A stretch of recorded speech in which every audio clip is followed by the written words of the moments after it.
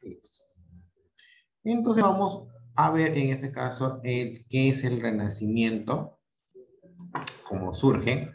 Ya tenemos una idea de que es la etapa siguiente que surge luego del medievalismo. ¿Ok? Entonces vamos a ver cómo fue así que surgió. Entonces, vamos a entender que el humanismo nació a fines del siglo XV en Italia. ¿Ok? Y se caracterizó por la administración y el conocimiento profundo de la antigüedad clásica greco-latina. Como su nombre lo dice, ¿ya? El Renacimiento, de alguna manera, es el volver a los conceptos clásicos, ¿ya? De alguna manera, en ese caso, lo que hacen los propios exponentes de la literatura es dejar atrás, en este caso, las costumbres, las tradiciones medievales y volver, en este caso, a los conceptos clásicos de la cultura greco-latina. ¿Ok? Por eso va su nombre, rey, volver a nacer. Por eso se bautizó con este nombre. Como le dije, ¿no? Debe su nombre, o sea, el Renacimiento debe su nombre al hecho que revalorizó al hombre, pues consideró que era él y no Dios el centro y la finalidad de las cosas. Entonces, para tener una idea, que hay un gráfico, primero la etapa del clasismo, ¿no? Que fueron que nació y se expandió en las culturas Grecia y Roma, luego en este caso el medievalismo, y posteriormente la vuelta a los conceptos clásicos de la cultura greco-latina. Se le conoce también se le conoce con el nombre de Renacimiento a la corriente artística y literaria que predominó en Europa en los siglos XV y XVI. Debe su nombre al hecho de que significó un verdadero renacer del arte y de la cultura greco-latina, ¿no? Lo que les estaba explicando, ¿no? Esas fueron prácticamente olvidadas durante la Edad Media. El Renacimiento, ¿no? En el Renacimiento, los personajes, artistas y escritores del Renacimiento tuvieron un gran interés en la cultura de la antigüedad greco-latina. Los estudiosos que buscaban en el conocimiento de la antigüedad y en el estudio de las lenguas clásicas, griego, latín, buscaban respuestas para los retos planteados por una sociedad en transformación. Ojo que también es muy importante, o sea, el cambio de este movimiento surge también como respuesta al cambio histórico. Si recordamos cuando revisamos la etapa baja de la Edad Media, ¿ok? Ya, por ejemplo, veíamos de que empezaba, en este caso, a surgir las monarquías. Ya Europa se expandió a otros continentes. Entonces, ya el poder feudal empezó, en este caso, a tener una disminución prácticamente drástica. ¿Sí? A ver, entonces, algunos autores que destacaron en este periodo, ¿no? Como figura importante de esta época tenemos a Desiderio Erasmo de Rotterdam, quien escribió su obra en latín y es considerado el más prestigioso de los humanistas, autor de Elogio de la locura. También destaca Michel Montaigne, francés, autor de Ensayos, obra que dio su nombre al género. Entonces, ¿cuáles son las características del Renacimiento? El hombre ocupa el centro de la preocupación objetiva, ¿no? Es una corriente antropocentrista. Predominio de la razón. Crítica satírica y humanística a las formas de las culturas medievales. Valoración de la naturaleza y de la literatura renacentista. Se produce un avance científico y tecnológico. Representantes de esta época, Garcilaso de la Vega con su obra Egoglas, Tomás Moro con su obra Utopía, John Milton con El paraíso perdido. Michel de Fontaine, Ensayos, es el creador del género.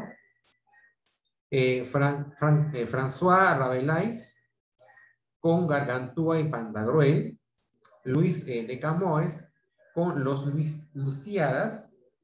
Ludovico Ariosto, con Orlando Furioso. Y Torcuato Tasso, con Jerusalén Libertad.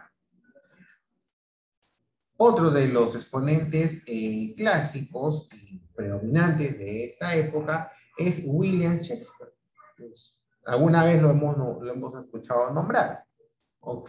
Él, por ejemplo, nació en Stamford-on-Avon en 1564 y falleció en Londres en 1616. Era conocido como el Cisne de Avon. Hijo de John Shakespeare, hombre adinerado, y de Mary Arden, de familia también acaudalada, contrajo matrimonio en 1582 con Anne Hathaway, 8 años mayor que él. Poco después marchó a Londres, donde pasó gran parte de su vida. Incursionó en la poesía lírica, creando sonetos sugestivos de real categoría estética. En 1593 publicó Venus de Adonis, primera obra, La violación de Lucrecia y sonetos. Se puso en contacto con el ambiente teatral. Este hecho le permitió seguir su propia vocación. Formó parte de grupos teatrales y destacó en el grupo teatral de los reyes ingleses Jacobo I e Isabel I. Murió el 23 de abril de 1616, el mismo día que dejó existir Cervantes, y fue enterrado en la iglesia de la Santísima Trinidad. Estilo y características.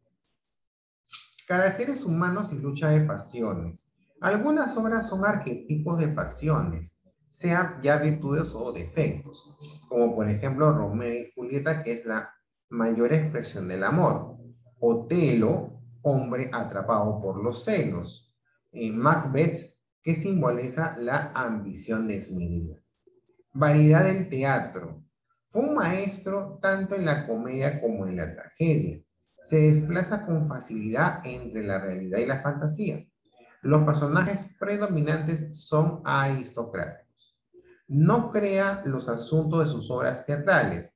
La mayoría fueron tomadas de fuentes ajenas, pero el talento virtuoso shakespeariano convirtió en incomparables la calidad de sus obras. O sea, no son obras de ciencia ficción, al contrario, son obras, en este caso, basadas en hechos reales, ¿no? Sí, lo que destaca en este caso es que su prosa, ¿no? Su lírica, hace que en ese caso la calidad sea tal que pone en duda que hayan sido, en este caso, tomados de hechos reales, ¿no? Podemos decir que en ese caso Shakespeare es una figura de transición entre el Renacimiento y el Barroco. Creador del Teatro Nacional Inglés. Obra, tenemos las tragedias como Hamlet, ¿no? En este caso, donde se expresa la duda. El Rey Lear, que es el amor paternal. Otelo, los celos. Julio César, la traición. Antonio y Cleopatra, la infidelidad, ¿no? Entonces, son los valores que de alguna manera se expresan en estas obras. Comedias, tenemos El mercader de Venecia, donde se expresa la avaricia. La tempestad, el ideal educativo. Las alegres comares de Windsor, el arribismo. La fierecía domada, ¿no? Donde en este caso se exalta, o en todo caso, hay una crítica al machismo. Hamlet. Vamos a ver un poquito de una de sus obras principales, que es Hamlet, ¿no? Su forma, dice, el género de Hamlet es dramático, especie tragedia, basado en un cuento antiguo recogido por el danés Saxo Grammaticus. No respeta las unidades aristotélicas. Estructura, dividido en 5 actos. Las escenas violentas se dan al espectador. Técnica, el teatro en el teatro. El fondo de la obra es, en este caso, la duda y la venganza. Temas secundarios, el amor, la locura, la melancolía por la ausencia del padre y la traición. Argumento, ¿no? ¿De qué se trata la obra? El espectro del antiguo rey Hamlet vaga por su castillo. Hamlet, enterado, decide ir a verlo, pues sufría por su ausencia. Y al hablar con el fantasma descubre el verdadero motivo de su muerte. Había sido asesinado por su hermano Claudio. Hamlet, para confirmar sus sospechas, decide representar la muerte de su padre, ayudado por un grupo de cómicos que visitaban el palacio. El nuevo rey Claudio se incomoda y Hamlet sospecha, o mejor dicho, confirma su sospecha y decide vengarse. Pero en un malentendido, Hamlet mata a Polonio, padre de su enamorada Ofelia. El rey, fingiendo ayudar a Hamlet, lo manda en un viaje para que huya, pero su intención era matarlo. Hamlet, superado el trance de su viaje, vuelve a Dinamarca, donde Ofelia ha muerto ahogada. Laertes, quien era el hermano de Ofelia, desafía a Hamlet a un duelo, inducido por Claudio. Durante el duelo, la reina, que se había casado con su cuñado Claudio, muere envenenada. El rey Claudio muere por la espada de Hamlet y y Laertes se matan. La obra termina con la llegada a Fortinbras, príncipe de Noruega, que pretende recuperar las tierras de su padre, ¿no? Esa es una de las obras principales. Otro, por ejemplo, es Romeo y Julieta, ¿no? Uno de los más conocidos.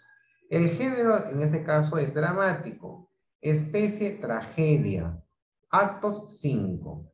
El tema central de Romeo y Julieta es el amor, la pasión juvenil que sobrepasa los obstáculos sociales. ¿Ok?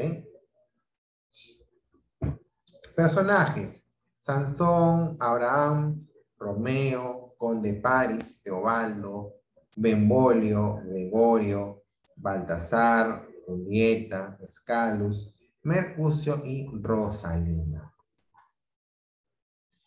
¿No? En resumen, ¿no? Esta tragedia de Shakespeare, considerada juvenil, consta de 5 actos en verso y en prosa, y está basada en una vieja tradición escrita por el italiano Matteo Bandelli. Por las constantes trifulcas protagonizadas por los Montesco y los Capuleto, las familias más poderosas e influyentes de Verona, el príncipe Scalus ha amenazado con desterrar al próximo que busque pendencia. El joven heredero Montesco, Romeo, es llevado por su primo Benvolio a una fiesta en casa de sus enemigos, los Capuletos, para que conozca a otras doncellas de Verona, ya que cree estar enamorado de Rosalía, que ha hecho votos de castidad. En la fiesta, Romeo conoció a la única heredera de los Capuleto, Julieta, y se enamoran inmediatamente. Esa misma noche, después de robarse un par de besos y de descubrir que eran hijos de familias enemigas, se encontraron otra vez en el jardín de la mansión Capuleto y se juraron amor eterno. Se casaron en secreto esa misma tarde, pero poco después él es desterrado de Verona por asesinar a Teobaldo, primo de Julieta, debido a que antes Teobaldo había matado a traición a Mercucio, noble pariente del príncipe Scalus y gran enemigo de Romeo y Benvolio. Antes de partir al destierro, Romeo alcanzó a despedirse de su amada. Pasaron juntos la noche y partió al amanecer. Durante la ausencia de Romeo, Julieta fue obligada a contraer matrimonio con el conde Paris. para evitarlo, Fray Lorenzo urdió un plan. Julieta bebió un cataléptico que la haría dormir 42 horas como muerta. Su amado vendría al despertar ella, y huirían para siempre. Pero el plan no funcionó. Romeo pensó que ella estaba muerta de verdad y ante su cadáver se suicidó al beber un poderoso veneno. Cuando ella despertó y lo encontró muerto, también se suicidó con una daga.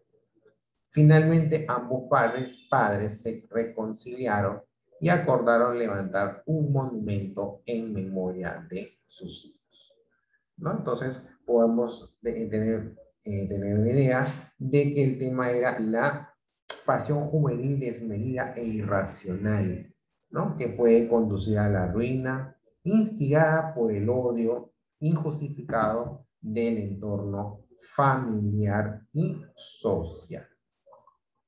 ¿Okay?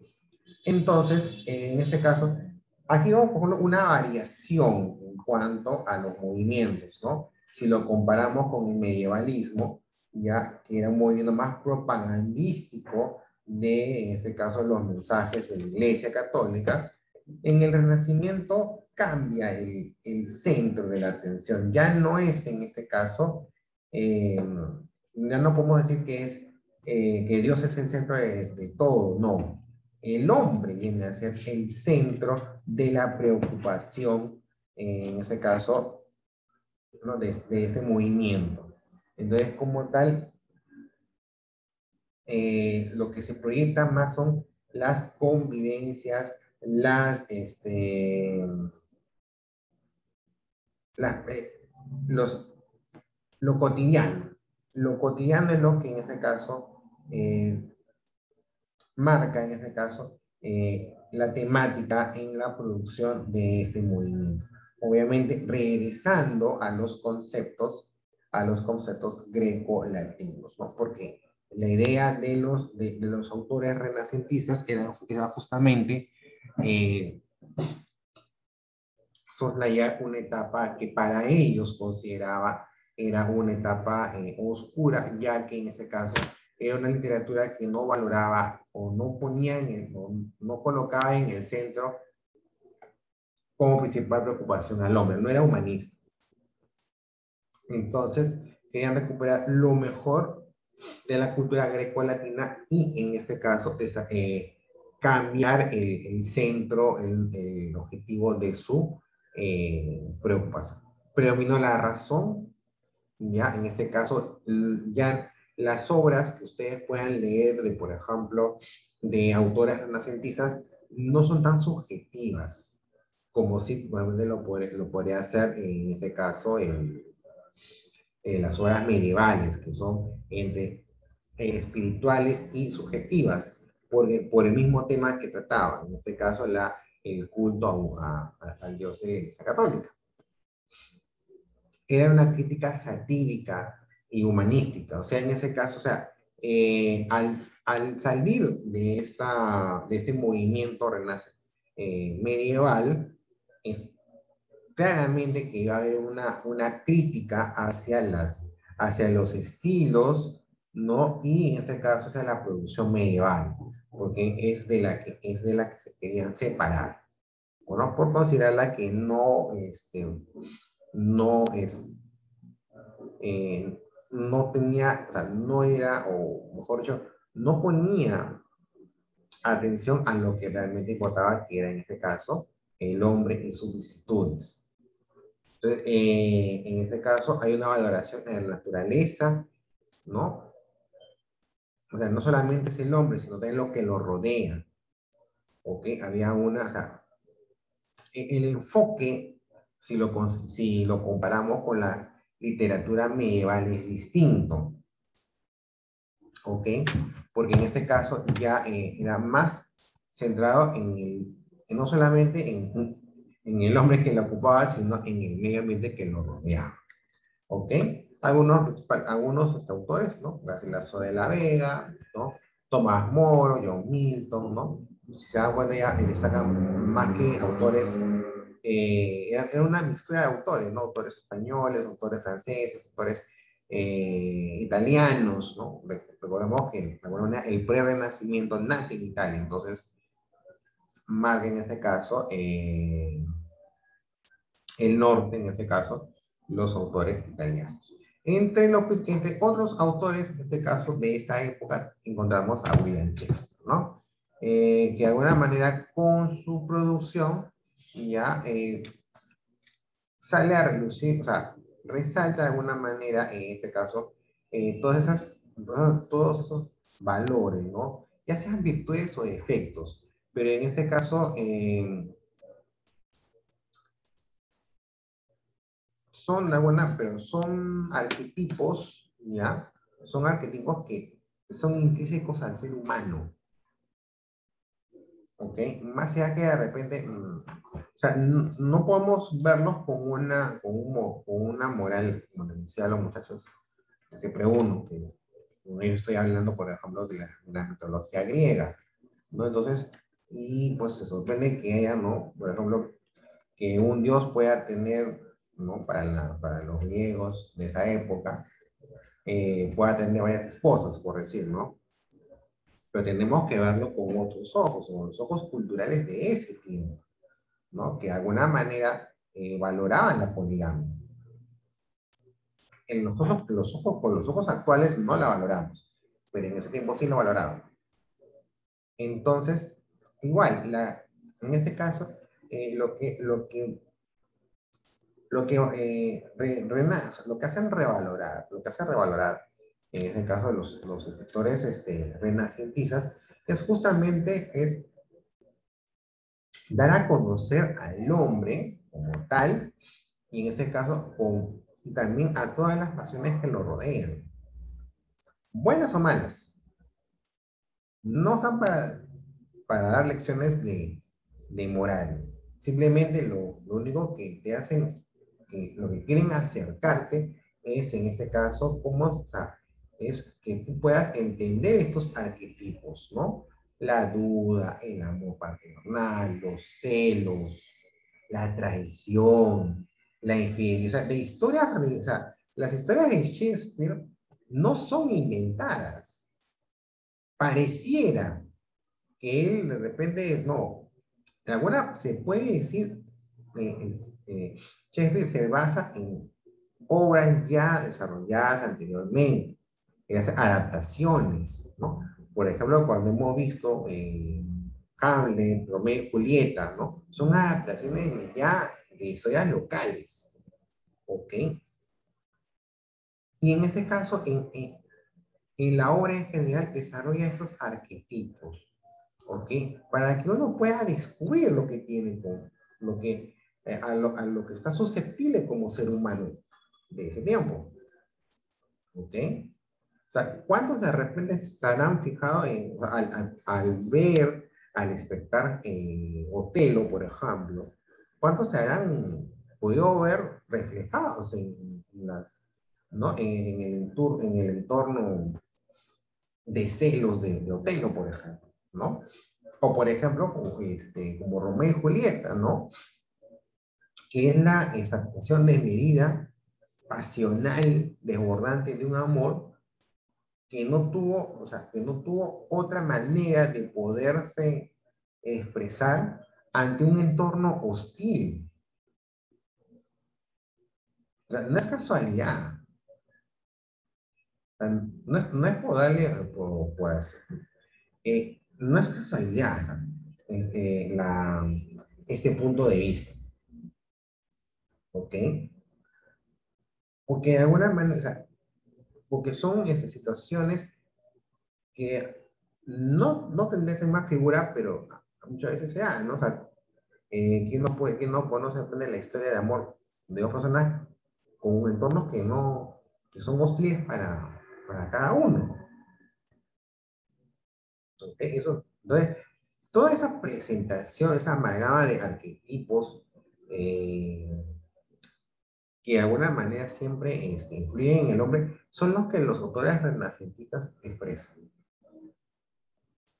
Que los lectores, que la gente se vea reflejada.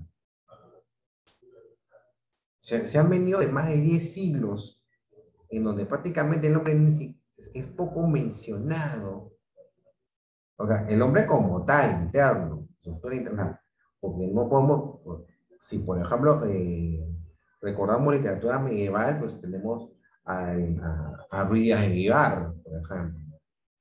Pero él o sea, no se centra en él como hombre, sino como héroe, como fiel vasallo del rey Alfonso. Pero no habla propiamente dicho de él como persona, sino como héroe.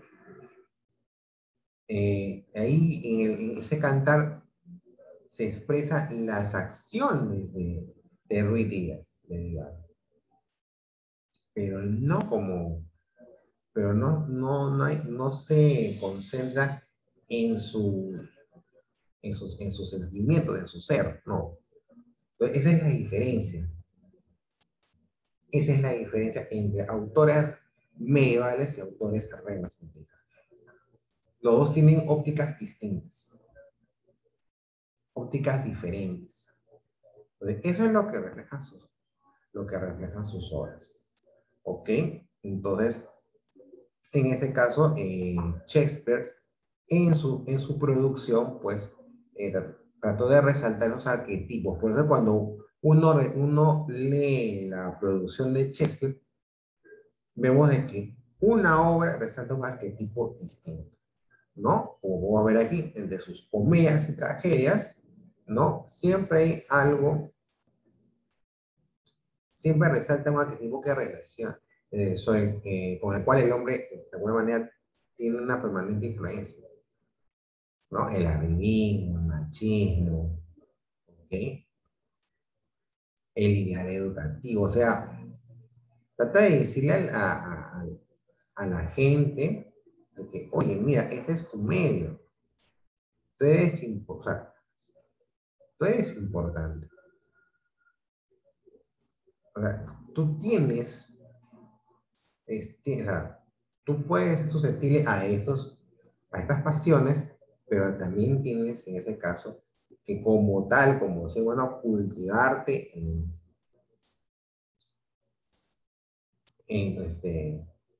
tienes el derecho de cultivarte en ciertos campos. ¿Okay? Entonces, por eso que en esta etapa resalta William Shakespeare, porque su obra recoge los arquetipos, los desmenuza, los hace entendible. Para la gente de esa época era verse en sí mismos, ¿no? Entonces, por eso es que esa es una obra en donde, de alguna manera, sí, podemos hablar del Renacimiento hablamos justamente, o podemos ver en ese caso como un ejemplo de autor sacado a William Shakespeare.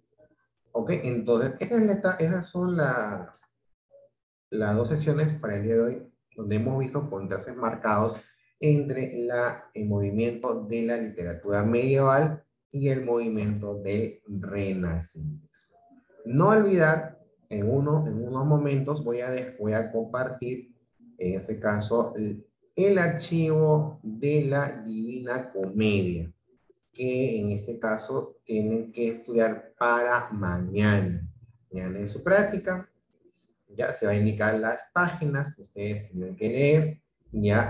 Esas páginas que ustedes tienen que leer, no solamente tienen que leer una vez, tienen que leerlas varias veces para poder comprender.